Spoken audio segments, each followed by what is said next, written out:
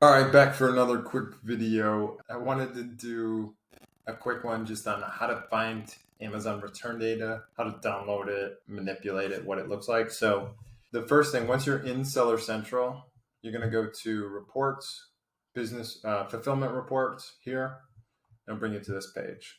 Once you're here, you're going to go down to Customer Concessions, go to FBA Customer Returns. Click there, it'll bring you here. You can view them online like this. This is a manual way to do it. It's perfectly okay if you want to just take a quick glance. But if you're trying to analyze like trends over time, I would pull a 30-day report at least. Request CSV download. Once you get that download, it's going to look something like this. And you can see it's just a big mess of data. And so what we want to do is manipulate this just to get a little bit cleaner. At the end, so I'll send you the steps what I did to get here, just quick macros kind of deal. But total number of returns for this account was 511.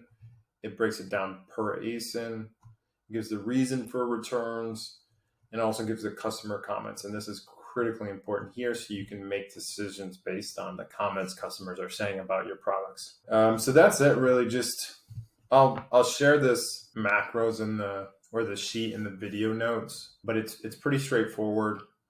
It just helps understand this a little bit better. We do in myHorizons, so we have this data by ASIN, but we also have the return rate over time.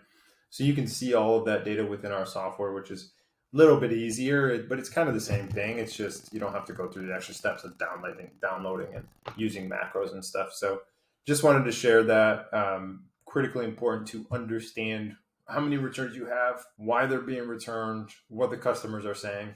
Then you can make actionable decisions based on that data. Hope that helps.